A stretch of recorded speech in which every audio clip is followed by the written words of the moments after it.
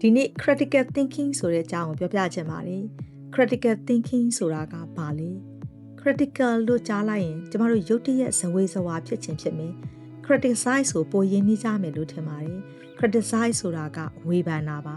critical ဆိုတာကဝေဖန်ဆန်းစစ်တော့ပါဒီတော့ critical thinking ဆိုတာကဝေဖန်ဆန်းစစ်တဲ့စဉ်းစားပုံပါဒီဝေဖန်ပိုင်းခြားစဉ်းစားမှုကဘာဖြစ်လို့အရေးကြီးတာလဲဘာဖြစ်လို့သူ့ကိုတိုးတက်အောင်လုပ်ဖို့လိုတာလဲတူတူဖြေရမယ်ဆိုရင်တေချာမစင်စားပဲဆုံးဖြတ်လိုက်တဲ့အခါဆုံးရှုံးမှုအများကြီးနဲ့ကြုံတွေ့နိုင်လို့ပါအမြတ်အများကြီးရမယ်ဆိုလို့တငယ်ချင်းဆွေတဲ့လုပ်ငန်းမှာစုဆောင်းထားသမျှငွေအားလုံးထည့်ဝင်လိုက်ပြီးမှအလိန်ခံရတာဆုံးရှုံးသွားတာကိုပတ်ဝန်းကျင်ကလူတွေနိုင်ငံခြားထွက်တာအားကြလို့ဘာမှတေချာမမီးမြန်းမပြင်ဆင်မဖြည့်ဆည်းပဲနိုင်ငံခြားထွက်ရပြီးတော့ဇွတ်တင်းသွားပြီးမှဟိုလဲရောက်ရောမမျောလင့်ထားတဲ့ဒုက္ခတွေအများကြီးနဲ့ရင်ဆိုင်ရတာငွေကြေးတွေဆုံးရှုံးတာသူ့အကြောင်းကိုအကြောင်းသိမ့်မသိသေးတဲ့ချစ်သူကိုခန်းစားချက်ကိုရှေ့တန်းတင်ပြီးအလောတကြီးလက်ထပ်မိပြီးမှစုပ်လဲဆူစားလဲယူရှေ့မတိုးနိုင်နောက်မဆုတ်နိုင်နဲ့အစင်မပြေကြတာစသဖြင့်ပေါ့တကယ်တမ်းတော့ဆုံးဖြတ်ချက်ဆိုတာကကြီးကြီးသေးသေးမစင်စားပဲလှုပ်လိုက်မိရင်မလိုချင်တဲ့ရလက်ရတာများပါတယ်စားတောက်ဆိုင်မှာဘာစားရမလဲဆိုတဲ့ဆုံးဖြတ်ချက်သေးသေးလေးတောင်မစင်စားပဲဖြစ်သလိုမှားလိုက်ရင်ကိုစားခြင်းတဲ့ပုံစံလေးနဲ့မကိုက်တာဈေးရထင်တာတဲ့များတာစသဖြင့်မျိုးစုံဖြစ်နိုင်တာ哦ဒီတော့မှန်ကန်တဲ့ဆုံးဖြတ်ချက်တွေရဖို့တင့်ရဲ့ဝေဖန်ပိုင်းခြားစဉ်းစားခြင်း critical thinking ကိုတိုးတက်လာအောင်လေ့ကျင့်ဖို့လိုပါတယ်ကျမကိုယ်တိုင်လည်းမကြာခဏလောဆုံးဖြတ်လိုက်ပြီးအခက်အခဲထဲမှာပိတ်မိသွားတာမျိုးတွေရှိပါတယ်မိတ်ဆွေကရော critical thinking ကိုတိုးတက်အောင်လေ့ကျင့်ကြတယ်ဆိုရင်အရေးကြီးတဲ့ကိစ္စတစ်ခုအတွက်သင်စဉ်းစားတိုင်းအခုပြောပြမယ့်အချက်၅ခုကိုသတိရစေလိုပါတယ်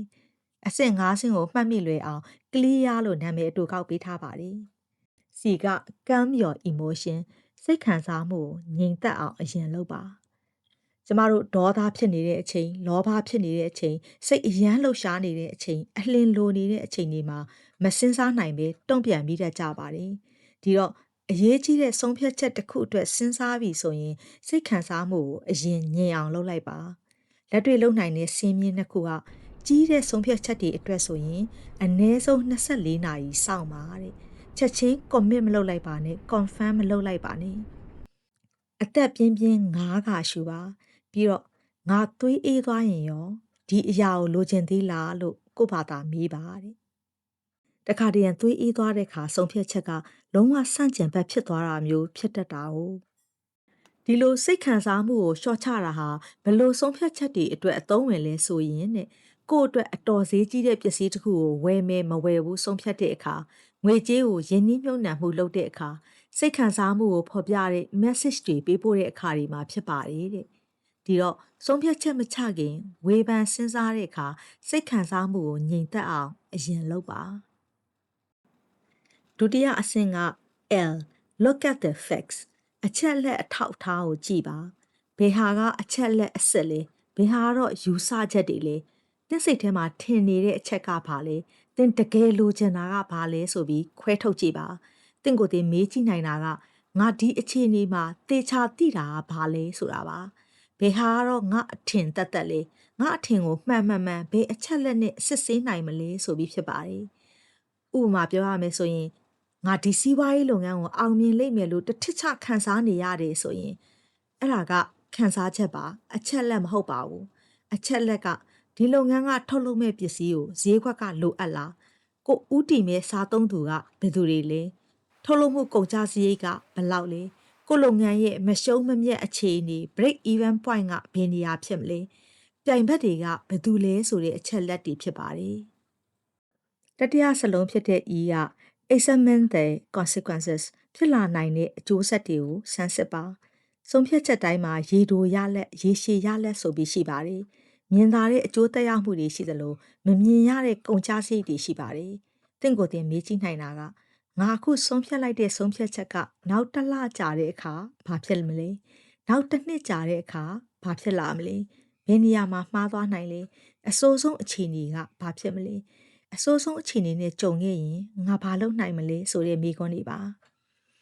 ဘာဖြစ်လို့လဲဆိုတော့လူအများစုကအကျိုးအမြတ်ကိုပဲကြည့်လိရှိပြီးဆုံးရှုံးတာကိုထည့်သွင်းမကြည့်ကြတဲ့အတွက်ဖြစ်ပါတယ်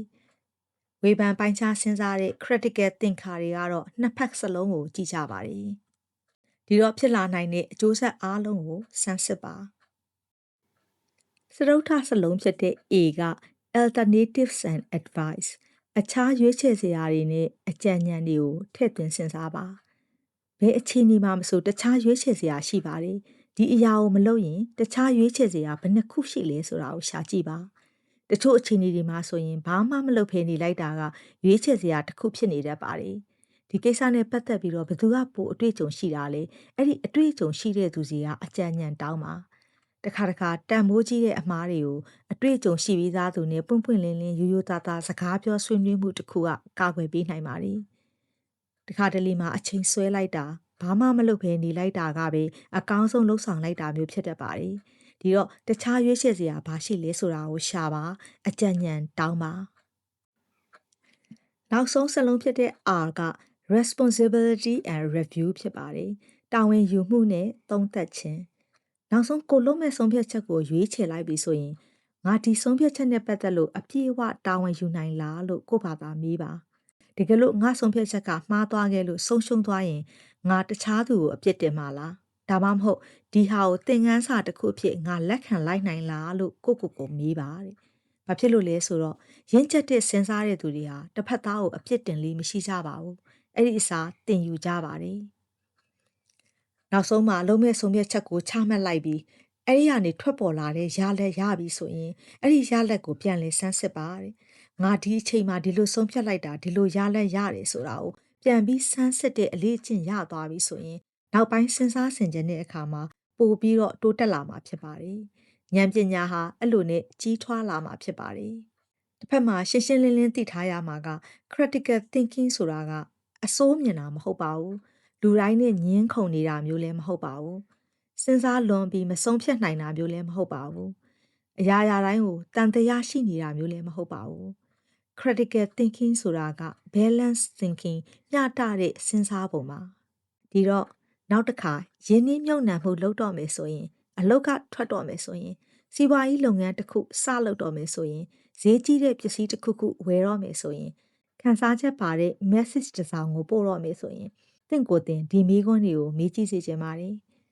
ငါစိတ်ကပုံမှန်အေးအေးချမ်းချမ်းရှိနေရဲ့လားအချက်လက်အထောက်ထားတွေကဘာတွေလဲနောက်ဆက်တွဲအကျိုးဆက်တွေဘာရှိနိုင်လဲတခြားရွေးချယ်စရာရောဘာရှိလဲပိုနားလေတဲ့သူစီကအကြံဉာဏ်တောင်းဖို့လိုမလားဒီဆုံးဖြတ်ချက်အတွက်ငါတာဝန်ယူနိုင်လားဆိုတာတွေဖြစ်ပါတယ်အဲ့ဒီမိခွန်း၅ခုရဲ့အဖြေကိုသင်ကရှင်းရှင်းလင်းလင်းသိတယ်ဆိုရင်သင်ရဲ့စဉ်းစားပုံနဲ့ဆုံးဖြတ်ချက်တွေဟာတဖြည်းဖြည်းတိုးတက်လာမှာဖြစ်ပါတယ်ကျမတို့ရဲ့တောက်ပအောင်မြင်တဲ့အနာဂတ်တွေကိုဝေဖန်ပိုင်းခြားစဉ်းစားမှုနဲ့မှန်ကန်တဲ့ဆုံးဖြတ်ချက်တွေကပဲရရှိနိုင်ပါတယ်စိတ်လှုပ်ရှားမှုတွေနဲ့မှားယွင်းတဲ့ဆုံးဖြတ်ချက်တွေကနေမရရှိနိုင်ပါဘူးဒီတော့ Think clearly, act wisely, live peacefully ဒီဗီဒီယိုလေးကြောင့်မိတ်ဆွေဟာ critical thinking ကိုတိုးတက်အောင်လေ့ကျင့်ပြီးမှန်ကန်တဲ့ဆုံးဖြတ်ချက်တွေကိုချနိုင်တဲ့သူတူဖြစ်လာမယ်လို့ယုံကြည်ပါတယ်ဘဝကိုဉာဏ်ပညာရှိရှိပျော်ပျော်ရွှင်ရွှင်ဖြတ်သန်းသွားနိုင်ဖို့တန်ဖိုးရှိတဲ့အကြောင်းအရာမျိုးစုံကိုပြောပြဖို့ကြိုးစားမှာဖြစ်တဲ့အတွက်ဒီ channel လေးကို subscribe လုပ်ထားမယ်ဆိုရင်နောက်ဗီဒီယိုတွေမှာကျမတို့ပြန်လည်ဆုံတွေ့နိုင်ပါမယ်အဆုံးထိကြည့်ရှုခဲ့တဲ့အတွက်ကျေးဇူးတင်ပါတယ်